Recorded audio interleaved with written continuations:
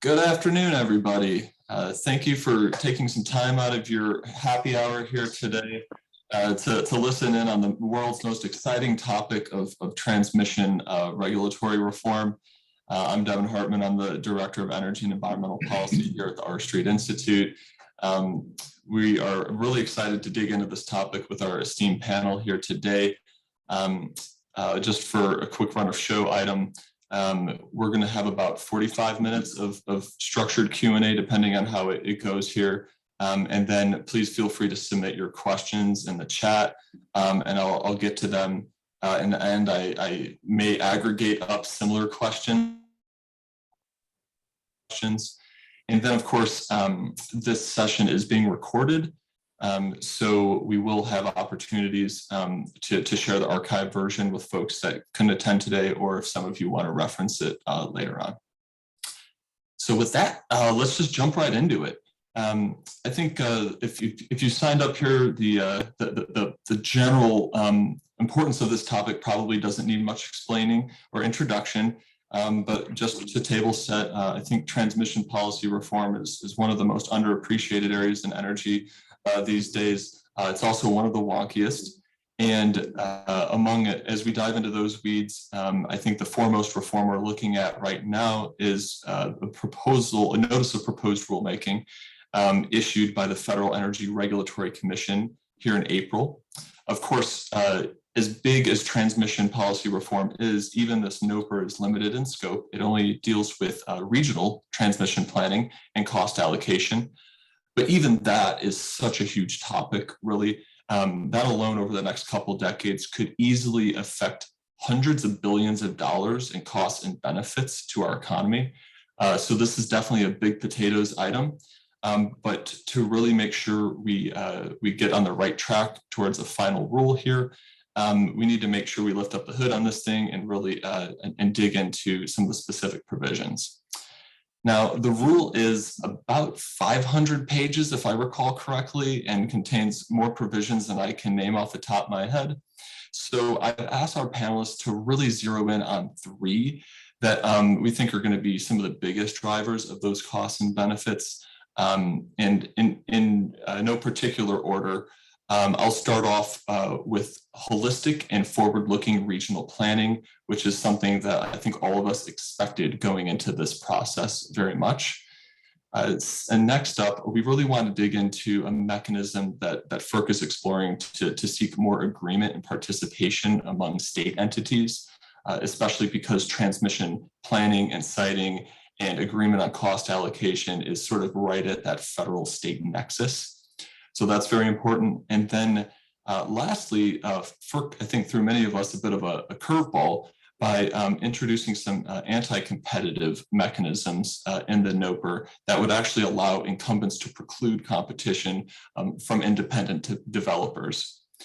Again, those aren't an exhaustive list of the provisions. There's things like consideration of grid enhancing technologies that we do think are really important, although most of that agenda we do think might be more on the operations side of the industry and separate dockets than planning. And there's also some other things that get to important items like the regional planning interconnection process nexus. So I've asked our panelists to sort of tee up their overarching views of this with a strong emphasis on those first three provisions that I mentioned. And so before I turn it over to our panel, I will introduce our stacked lineup for today, beginning with Chairman Kent Chandler of the Kentucky Public Service Commission. And then next up, we have Paul Ciccio, who's the President and CEO of the Industrial Energy Consumers of America.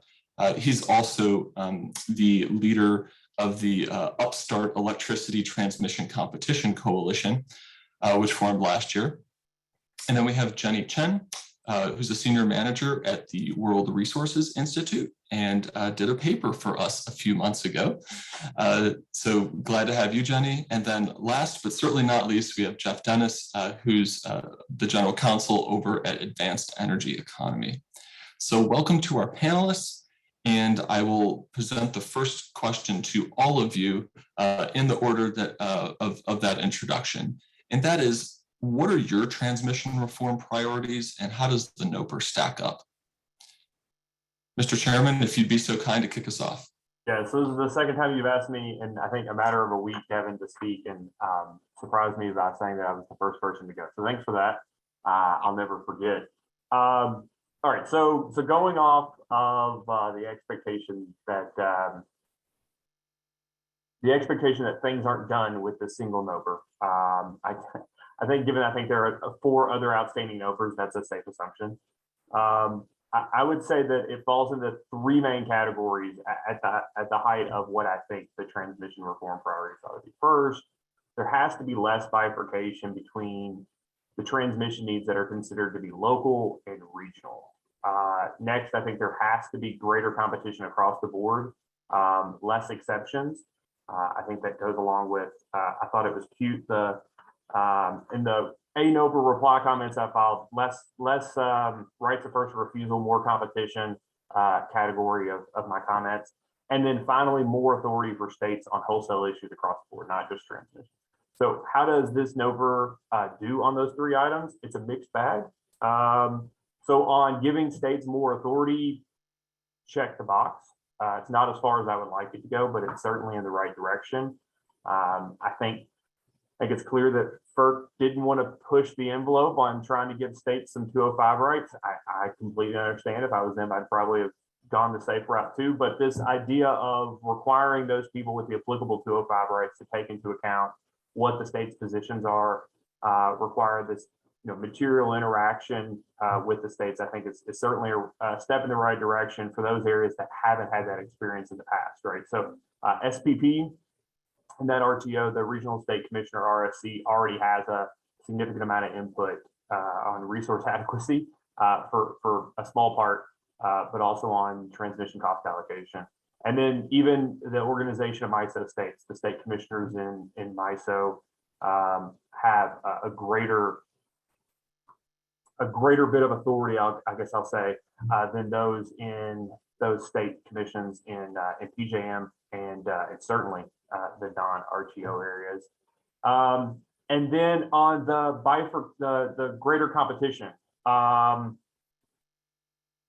step in the wrong direction. I'm sure we'll probably get into it a little more, but that one wasn't great. But this is a notice of a proposed rule, and so and again, I hope we get into this a little bit later. But some of the stuff that MISO, or some of the stuff that at least 4 of the 5 commissioners that seem to be interested in voting on this NOPR, some of the stuff they said today in a concurrence in a MISO order, I think I guess gives me some hope on that. And then it's again a little bit, a little good, a little bad on reducing that bifurcation between local and regional categories. I think there are still some arbitrary walls that FERC is placing, voltage thresholds that just don't seem to make sense anymore. And I think that I'll be, and I think some of the states will be taking this opportunity to reply on the file initial comments on the NOPR, to maybe give FERC a little better idea as to what the states are and are not doing on local transmission planning. So those 3 things are what I'm looking at that are most important in the next few years to FERC to address, and at least this NOPR to start. Wonderful. Thank you for those insights. Paul. Yeah. Hey, Devin, thank you for putting this together. I'd like to do a little bit about setting the table, though, for the audience, because what I have found on this issue, as you had pointed out, it can get in the weeds, and I want to look at the bigger picture for a second for the audience that may not, be in the weed control area. But our priorities as consumers, whether it's the Industrial Energy Consumers of America, or it's the Electricity Transmission Competition Coalition. It's made up of almost 80 consumer groups across the country. We want one thing: competition. And we talk about priorities. It's competition, competition, and competition. And this is especially important given where we are as a country. We have rampant inflation. And I can't think of a better anti-inflation policy than competition to help drive down unnecessary costs. It's important for the audience that hasn't been working in this field to know that electric utilities make money, profitability by spending money. It's not their money, it's our money, it's the ratepayer. And they get on transmission projects, they're getting a 12% return on equity for 40 years. That's a lot of money. And so the recent history since 2014 is that we have seen transmission costs rise 79%. And during that time period, EIA says that demand was flat. In certain RTOs like PJM, we have seen a 152% increase in transmission costs over the last 10 years. So is this important? Most certainly. And as pointed out, as we build out the grid for decarbonization, some studies like Princeton are talking about spending $2.1 trillion by 2050. There's a lot of money on the table. I want to point to a study that was done by the Brattle Group because it puts it in perspective for the audience. It looked at 15 competitive projects, and these projects were scattered across the country. And the conclusion of the study was that savings were in the 40% range. So when you're talking about 40% savings of potentially $2 trillion of spending, hundreds of billions of dollars are at stake. When we talk about competition, again, stepping back just a little bit, it's been since 2011 since FERC deemed transmission to be in the public interest. But only in that time period, about 3% of the projects have been competitively bid. And it's because the incumbent monopoly electric utilities took action right away to protect themselves from competition. They did supplemental projects that have gone through the roof in terms of the numbers. And they've also gone to their state legislatures to put in rights of first refusals that protects them from competition. Both of those actions deter from proper planning regionally. And they are focused on state actions that protect competition. But those actions are anti-competitive. They smack of antitrust, and they sound like a cartel. And so is competition important that we get it right this time? Absolutely. Thank you. Well said, Paul. I'll turn it over to Jenny next. Yeah, thank you.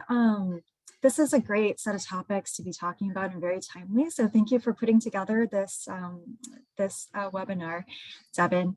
I really echo what Commissioner or Chair Chandler just said, as well as Paul. We do need to look at this NOPR as a starting point. We do need to think about where the customers and the consumers are. Maybe I can just add to the conversation a bit about just by talking a little bit about the paper that Devin and I wrote together. And there, we were looking at the NOPR, which had a lot of great ideas. So FERC really ought to be commended for this work, and the community who came together to comment on FERC's NOPR and provide additional good ideas also should be commended. But we tried to look at this NOPR from the perspective that we need to come up with reform priorities. FERC only has a limited amount of resources and time. So what are some of the biggest bang for the buck? What are some of the biggest benefits for the costs, essentially? And we identified 4 priorities that customers would be most interested in. So improving transmission planning on all geographic scales, so local, regional, and interregional, optimizing the existing transmission builds, as well as future builds, making that as efficient as possible, ensuring effective rates through both competition and better oversight. So additional prudence reviews, and also utilities can help us better understand what the costs ought to be through competition. So utility is essentially checking other utilities. And then I think most importantly, improving transparency and governance. So we also wanted to look at the synergies between these different reform buckets. All of them added together provide more in some than the individual parts. And governance reform was something that we highlighted as a key enabler of all of these other reforms. So compared to the NOPR, the NOPR does appear to pick up on what might be less controversial pieces, except for the part where it rolls back on competition reforms. The NOPR does make some progress on planning through better identifying benefits and looking out further in the future. So looking at an evolving resource mix, demand as other sectors electrify, and greater instances of extreme weather events. So it does require looking out at least 20 years. And it also requires that public utility transmission providers more fully consider dynamic line ratings and advanced power flow control devices in regional transmission planning. So these are good first steps, but if we're talking about studies and considering two different technologies or certain technologies, there's still no interregional planning. We do think that there could be more teeth. So certainly further progress could be made in additional NOPRs, and we all very much look forward to seeing what those will reveal. There wasn't much on governance reform here. So there was some requirement for local transmission planning processes to be more transparent and coordinated with regional planning. The idea there being that you can't wait until the last minute and then propose a bunch of supplemental projects and reliability upgrades. There might be other things that, other types of reforms that are larger, but could be more efficient in the long run. This NOPR does backtrack on competition, as mentioned, and that's a real concern. Not just from the customer perspective, but also from the clean energy perspective.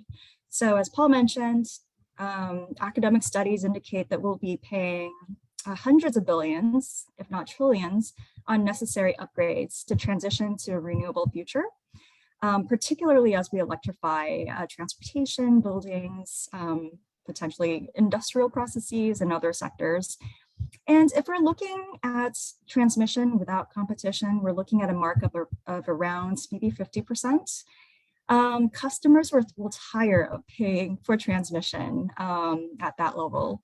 So we do have to be very careful about how much, being cost effective and being efficient with how we're spending customer money. So with that, I'll pass it on to Jeff. Thank you. Thanks very much, Jenny and Devin and everyone. It's great to be here. Great to be with Devin again after all of our years of work together, and appreciate the invitation as well. So, I'd identify 3 priorities for advanced energy economy for the industries that we represent, and they're all reflected in the NOPR to some degree or another. And I think we can talk about sort of the extent to which they capture them. So you know where I'm coming from. And for those who don't know us, advanced energy economy is a big tent, as I like to call it, big tent trade association for companies who are developing carbon-free technologies like wind, solar, energy storage, and technologies like that. Also, folks who are developing distributed energy resources, folks who are developing grid edge technologies and other things that are going to make this future grid work together, as well as large corporate buyers of clean energy. So these are large Fortune 500 companies with goals to source all of their electricity supply from clean energy. And so that's kind of the broad clean energy, 100% clean energy future perspective that I'll bring to the conversation today. So in terms of those transmission reform priorities and how the NOPR stacks up, I think, first, we need a real refocus on robust regional planning that's conducted on a long-term basis. And as Devin said, it's holistic. And it's holistic in capturing the realities of how the resource mix and how consumer demands are changing.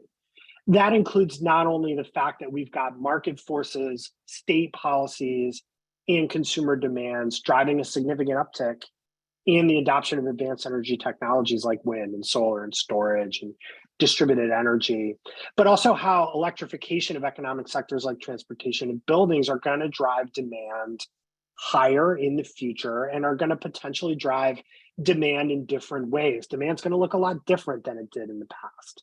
And part of that holistic planning as well is ensuring that we're capturing multiple benefits that transmission investments can provide. Transmission investment isn't just about growing the advanced energy industry.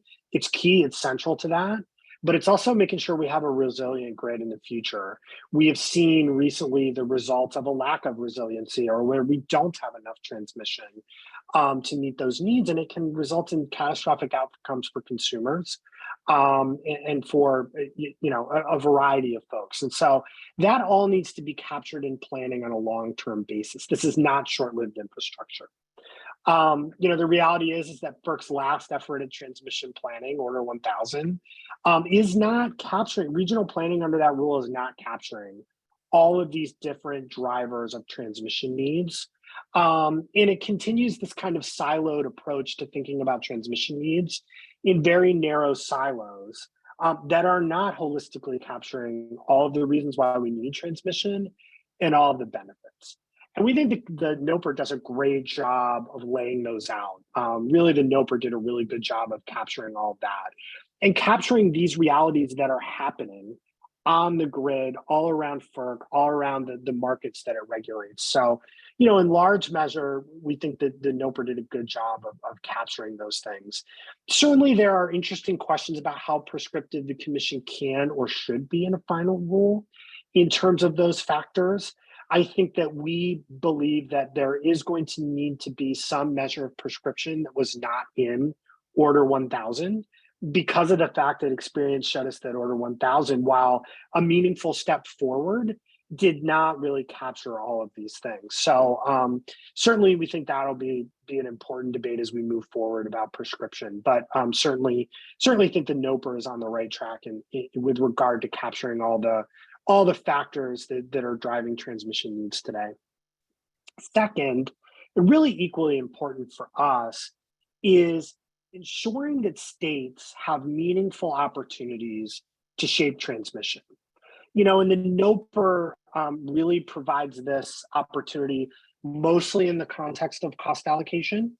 But I think it's not just cost allocation. It's also ensuring that states have meaningful input into the criteria that are used to plan. Meaningful input into the factors that are considered in long-term scenarios when we think about how transmission needs are being considered in transmission planning.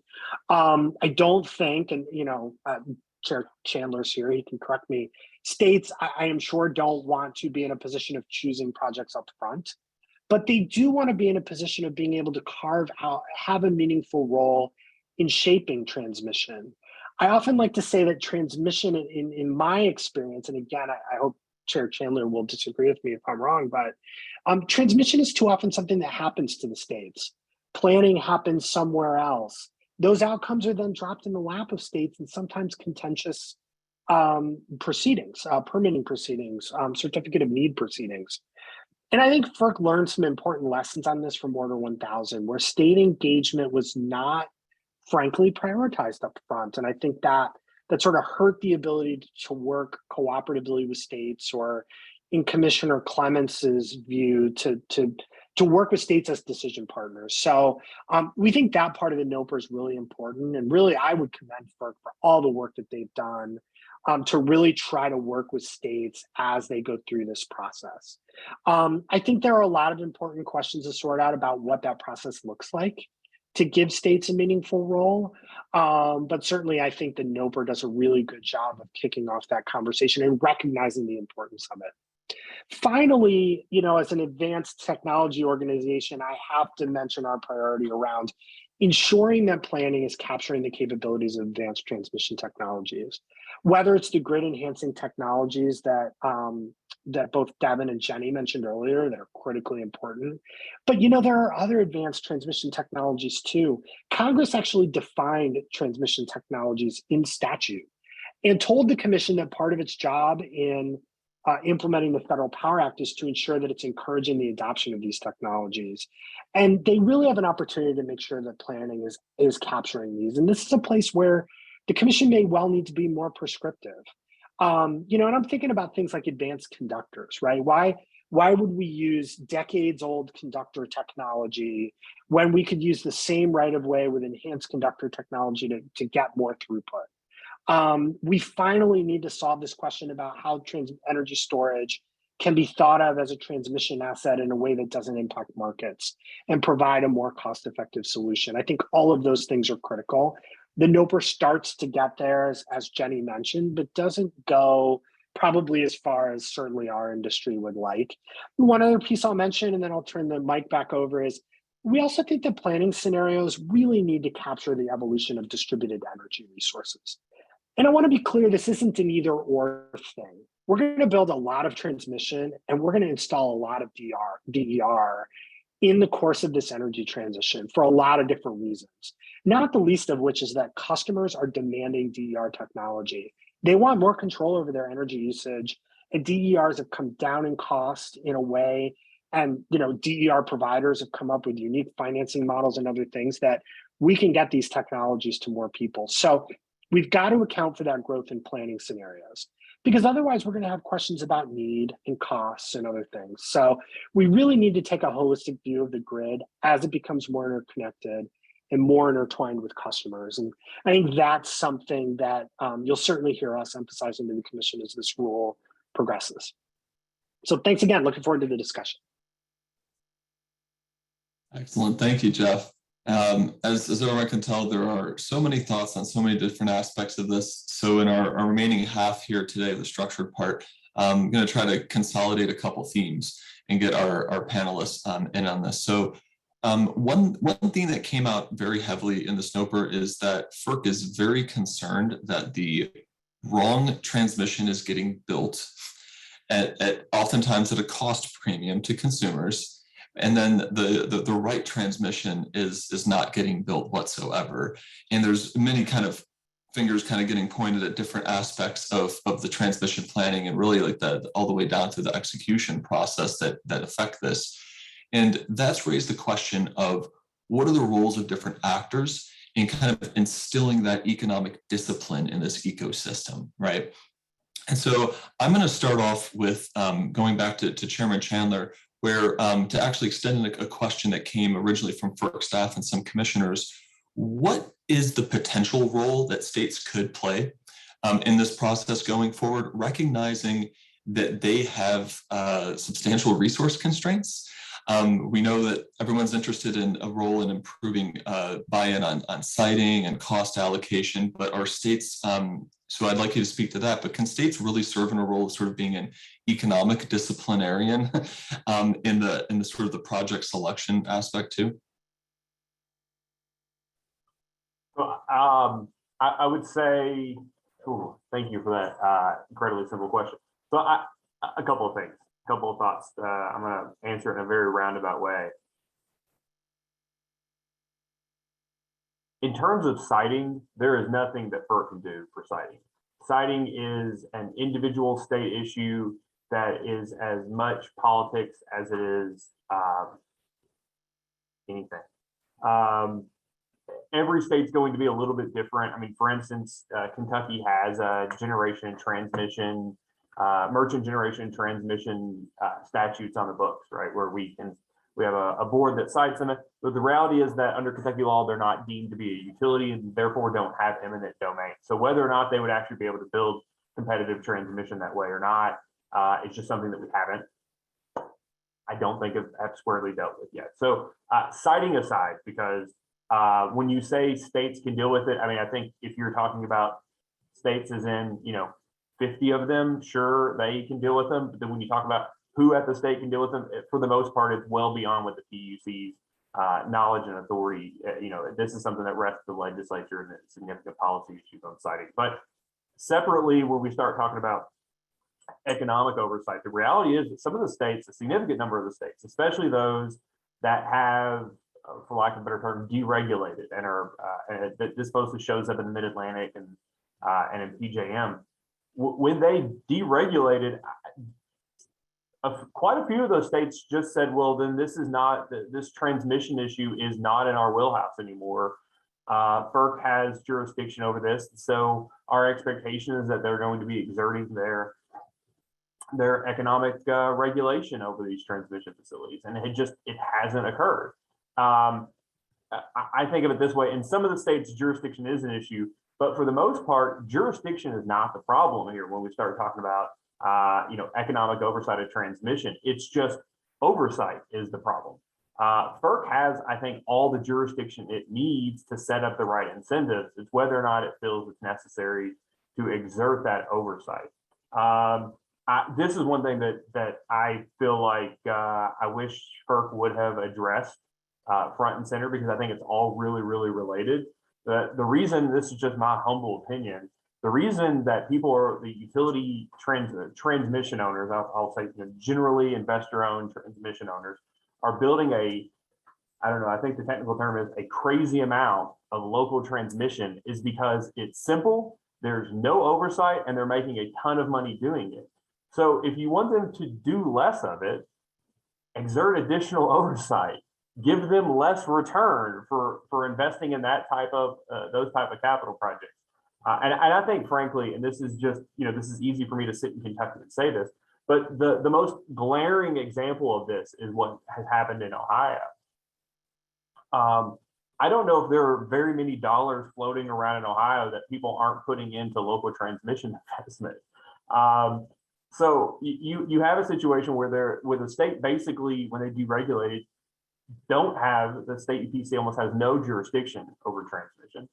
And you have an aging system. I'm not saying that there isn't an aging transmission system in the state of Ohio, but you have these rules that FERC put in place over the years that basically take a hands-off approach from recovering capital investments, which as a retail regulator sounds absolutely crazy that you would want to do that as an economic regulator. Because so just at a high level, FERC basically says we assume all transmission investment is prudent, writ large.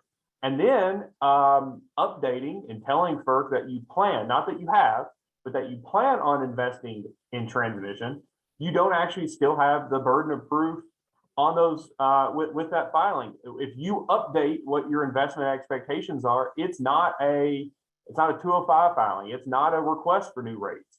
The formula that you put it into is the rate. So there's no burden of proof there. And it puts customers in a position to where, frankly, they expect to have these people that are exerting economic regulation over monopoly utilities.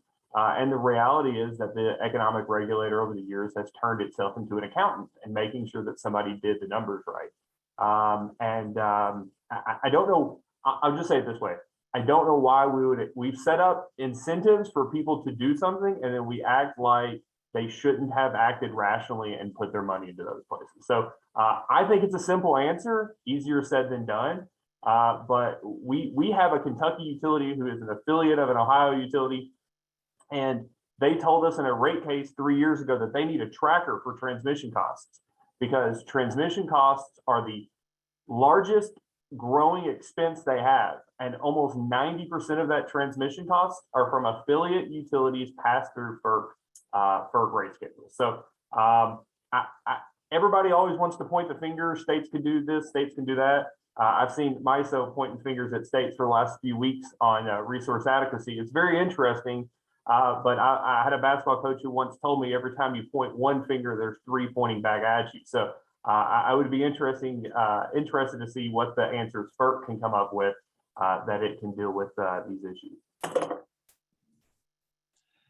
Thank you. That's a fantastic response. I'm going to tee up Paul for the next question here. So to provide a little context first for our audience, the way things currently stand, these local transmission projects are sort of a fiefdom where the monopoly utility has like sort of full reign without this oversight, whereas regional projects are subjected to competitive requirements. And so naturally there's an incentive to just build out a lot of the less efficient projects. And in fact, that's what FERC is really concerned with.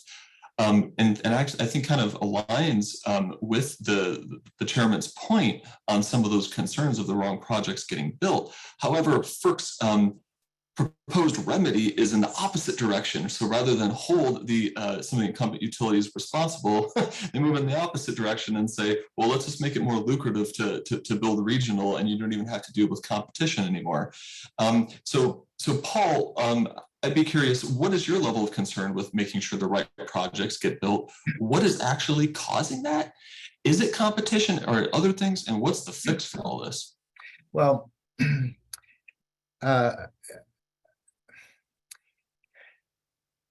the recommendation, the fix, let me start with the fix. We think we need an adult in the room.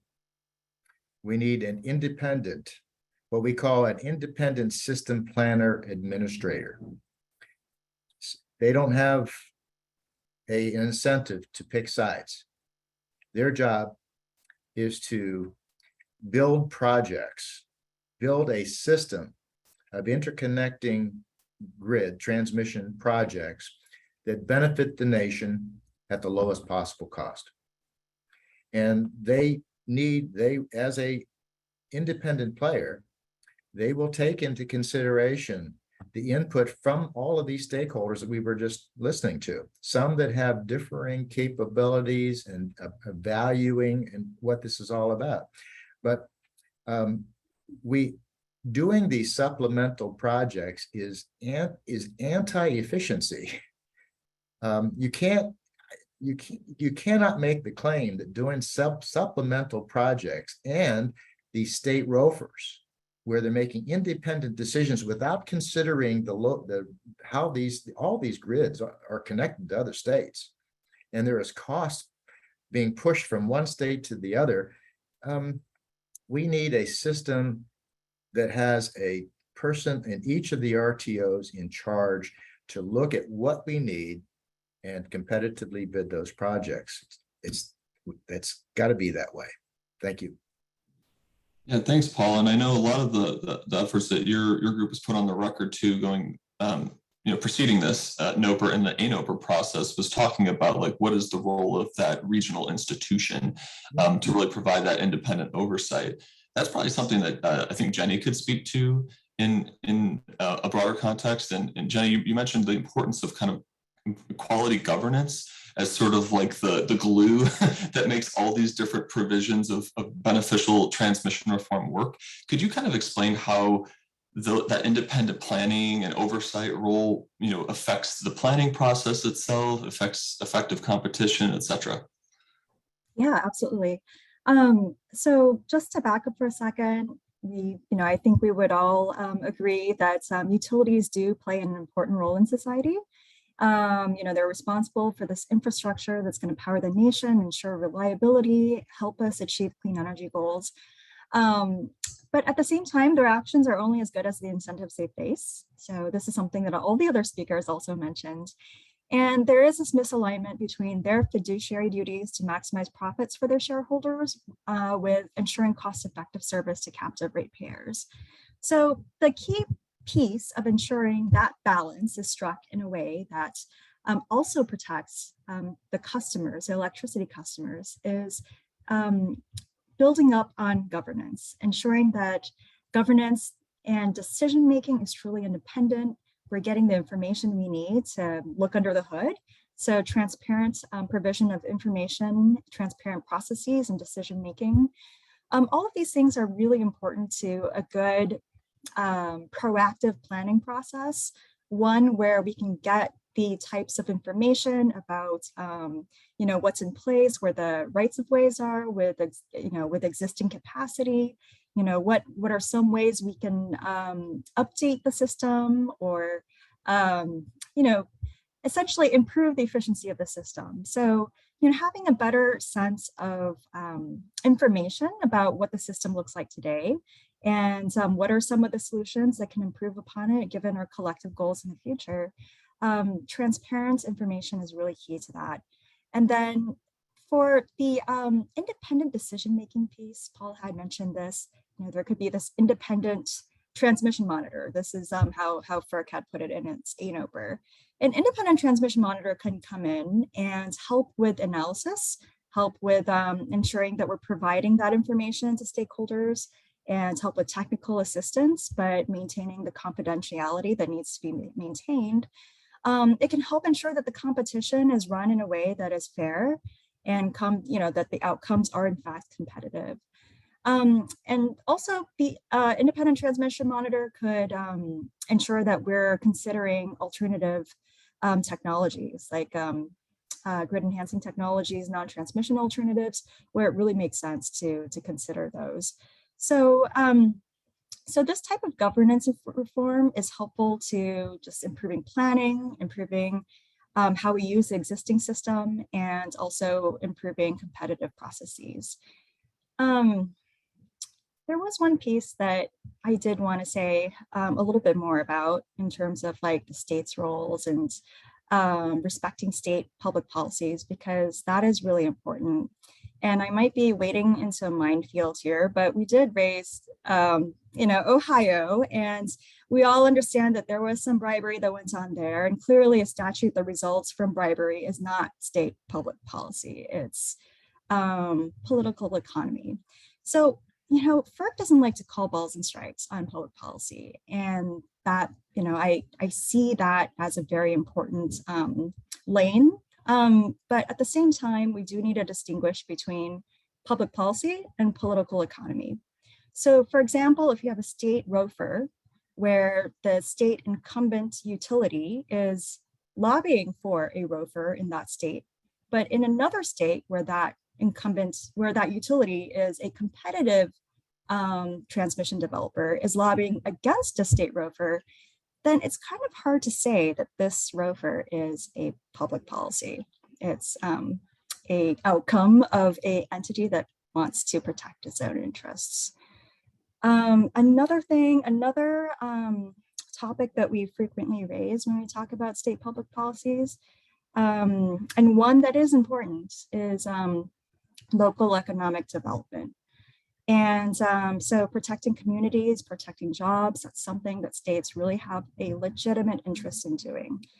But at the same time, we want to look under the hood there too, because if, for example, you have a state that has a robust economy in coal, or at least that's part of its heritage, but then it turns out that the utility purchases all of its coal from out of state, it's hard to make an argument that there is a local economic development interest there. So just a couple of ideas in terms of, what we're thinking about when we're talking about state public policies versus, statutes and outcomes from state legislatures that may or may not actually be public policy. Fantastic, thank you, Jenny. Jeff, I want to have you dig a little bit deeper on some aspects that go into the planning process. So you talked about the need to really have more robust methodologies and inputs and everything. And it reminds me, as someone who used to work at the state level doing integrated resource planning, that's really where cost of service regulation in this industry has its history of doing that type of exercise. And a big concern when some states started going to that was, we're going to make a lot more judgment calls about events 10, 20 years down the road. Whose judgment are we using and what process? Who's accountable? How do you make sure all these stakeholders are involved? Because none of us has a verifiable crystal ball. And so whether it's touching on the prescription or degree of prescription you mentioned, or the processes that Jenny and others were referring to, what combination of all the above really gets you to the right type of planning process that'll produce the best outcomes, appreciating the uncertainty and risk that exists in the future? Yeah, no, that's a terrific question. And I think one way in which FERC gets at this at a high level in the NOPR is it says, you've got to develop at least, I think it's 4 different scenarios, right? So that's one way in which you account for uncertainty. But agreeing with everything you said about no one having a crystal ball and not taking issue with that, it's no mystery where the resource mix is going. I'll take the West, for example, right, where a combination of state policies and utility verified commitments is going to produce an 80% carbon reduction by 2050. We got a good idea of what that's going to do to the resource mix. And we have a really good idea of where those resources are going to be located. Do we know with certainty? No. I think one thing that FERC is really trying to work on, and I think a lot of stakeholders in my industry and in other places are trying to work on too, is there's a balance between what FERC is doing on planning and what the interconnection process does in identifying upgrades that are needed for particular generators, right? Based on the choice of when you decide to come into the market, where you're going to interconnect. And that's something that there's a key balance there, right? Because you can proactively plan transmission, and we can do lots more of that based on hard evidence about what we know about future trends in the resource mix in response to state policies, to verifiable cost reductions in these technologies. I can't get through a webinar without saying wind, solar, and storage are on par with combined cycle natural gas in terms of options for new generation.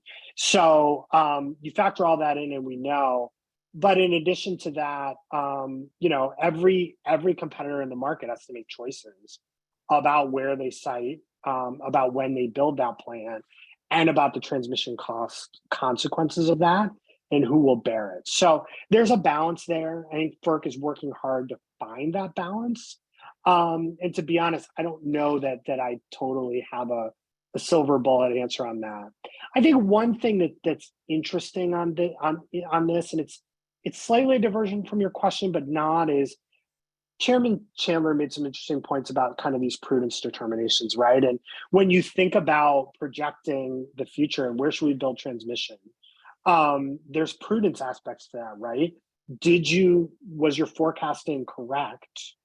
Or did you make a forecast that was unreasonable from the start and therefore imprudent?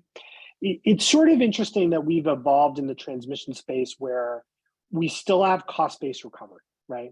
That's a cost of service paradigm, but we assume prudence. So that's one tool we've lost to kind of check on cost and also provide some discipline to planning. We have formula rates, and these are my personal comments. I'm not arguing against formula rates, but formula rates just allow you to sort of input things and flow them through. And it really requires customers and others to be the back end check.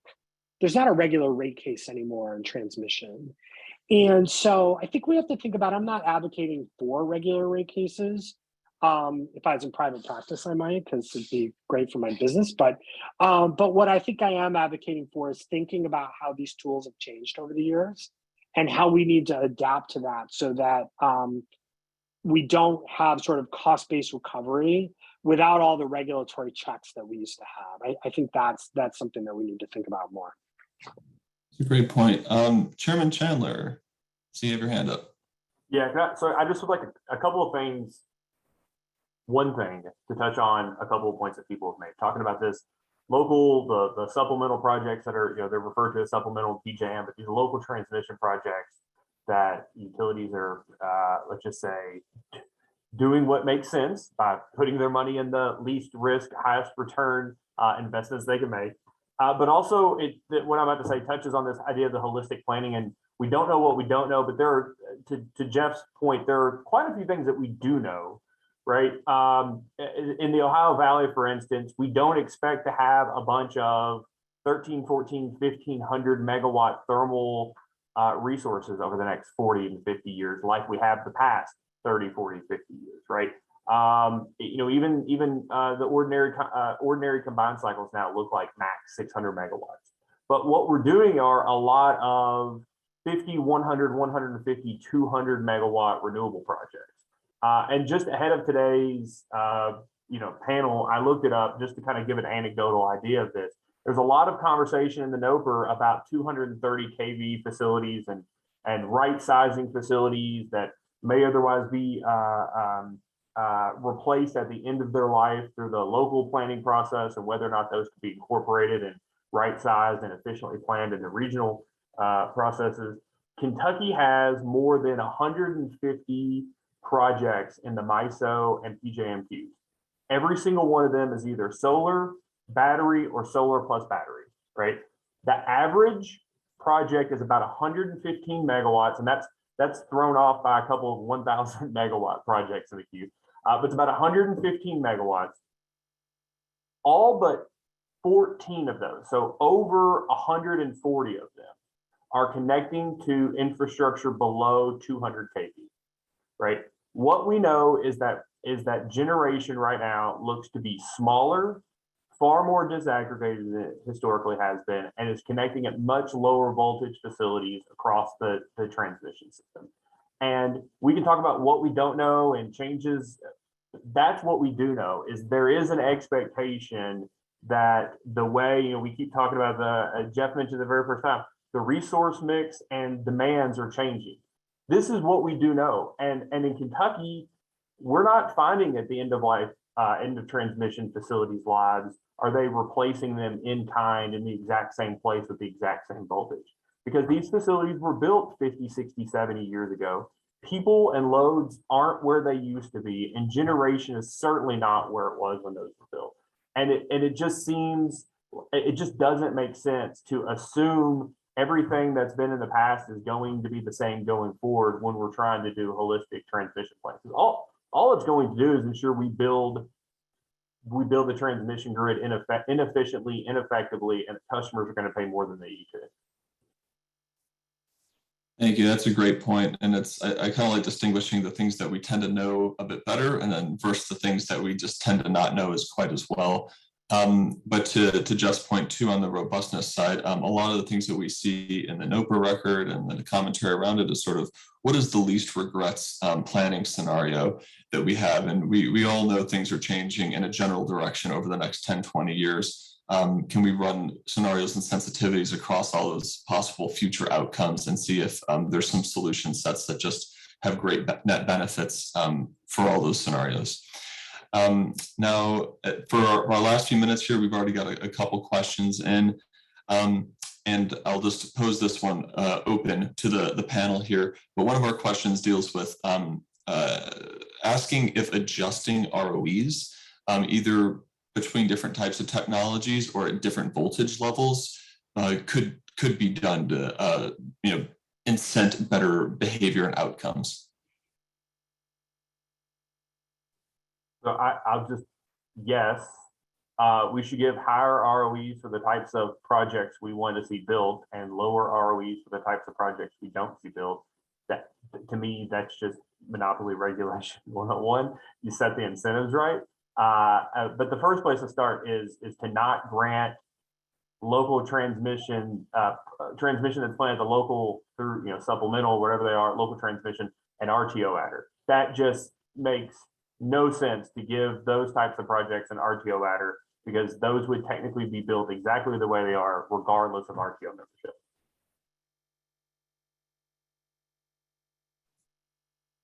The RTO adder is colloquially known as FERC candy to many of us that have been around the industry for a while. So I think that speaks to some of the underlying broader institutional incentive questions that we've raised also in this conversation in the NOPR.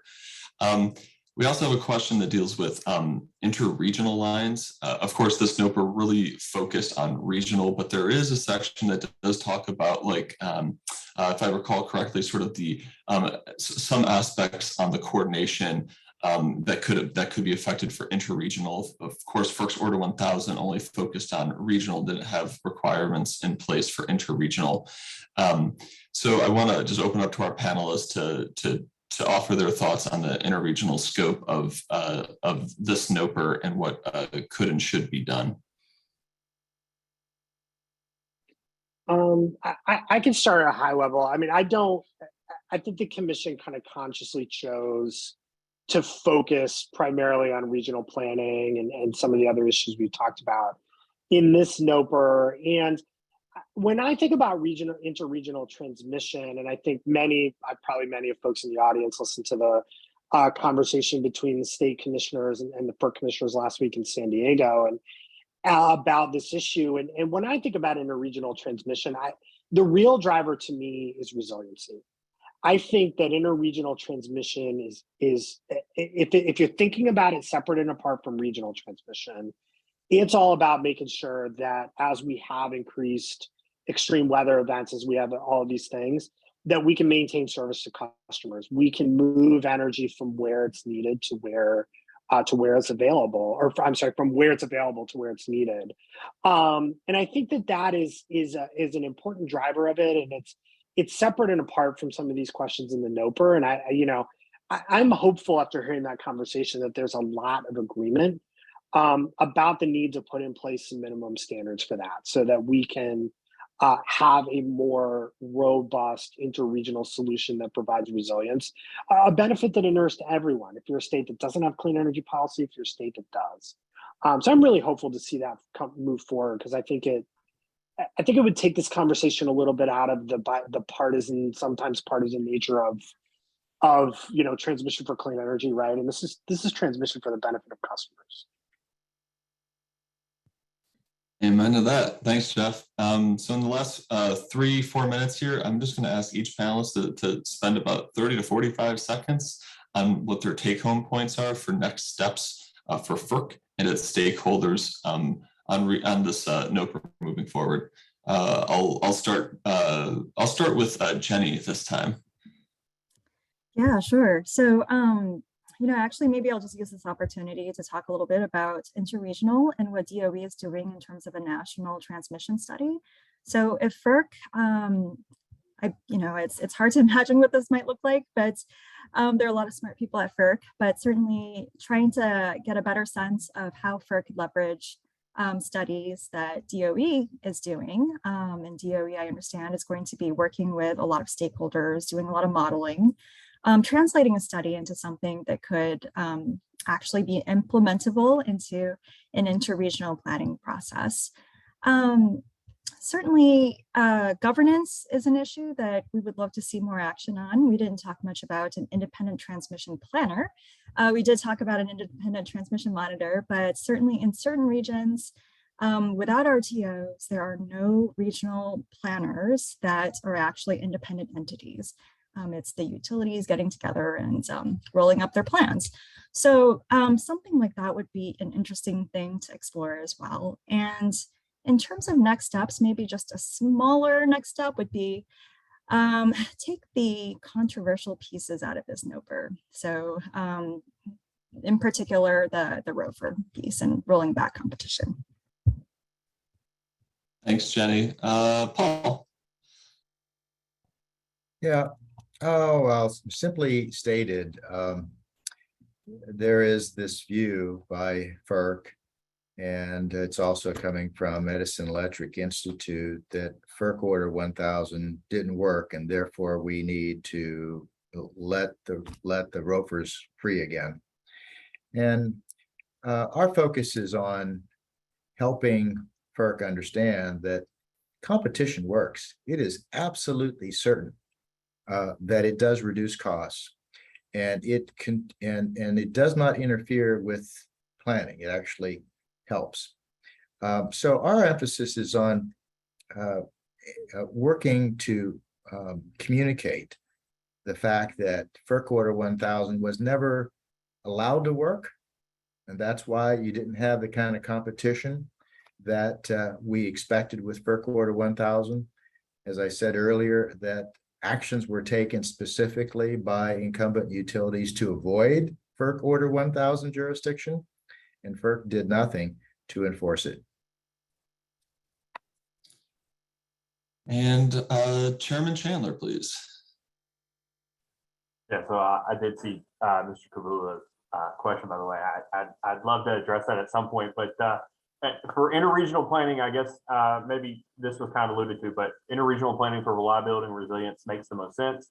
But for economics purposes, it's always going to be sticky, because generators are going to love scarcity pricing when prices are high in their area, and they're really going to fight against bringing imports from somewhere else cheaper. So there's always that, but I tend to agree with his general concern.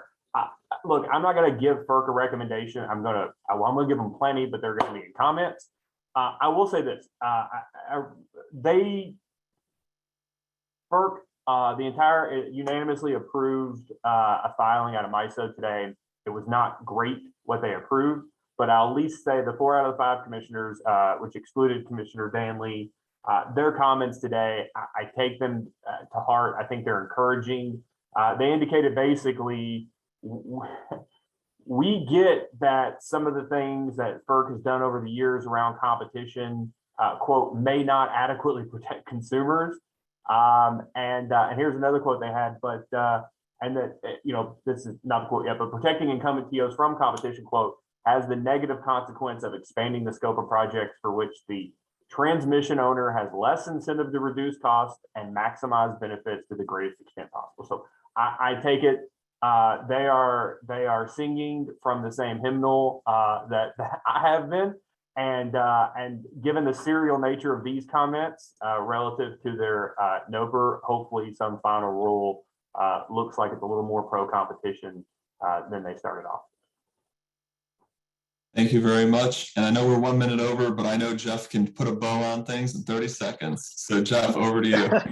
Sure. I'll be really quick and just, you know, 2 kind of takeaways for me and what I think are going to be key next steps for FERC. One is we didn't get to talk about it much, but I agree with Jenny that an independent transmission monitor, some kind of entity that's dedicated to, at a minimum, increasing transparency of planning processes, particularly in non-RTO regions, is really important, because, you know, one of the things we talked about is we're not getting the transmission we need or that we want. But I think a lot of times we can't answer why that is, to be honest with you. And so I think there's just a great need for more transparency. And I think that'll help FERC enforce any future rule that it does. And then secondly, I think, you know, just kind of turning back to one of the places I started with in terms of the importance of engaging with the states is, I think the commission is going to need to dedicate time and resources post any final rule that we hope will give the states a meaningful role in providing input, to continue to work with states on what that process for getting their input should look like, because it's going to be different for every state. It's going to have to evolve, but I think it's critically important. And so that would be another kind of takeaway or recommendation I would have. Fantastic. Well, thanks to all our panelists for this time today. And we could have had a dozen webinars on this one, but perhaps there'll be more to come. So thank you very much. And I encourage everyone who was in attendance to please reach out with any thoughts or recommendations on doing these in the future. Thanks, everyone. Thank you.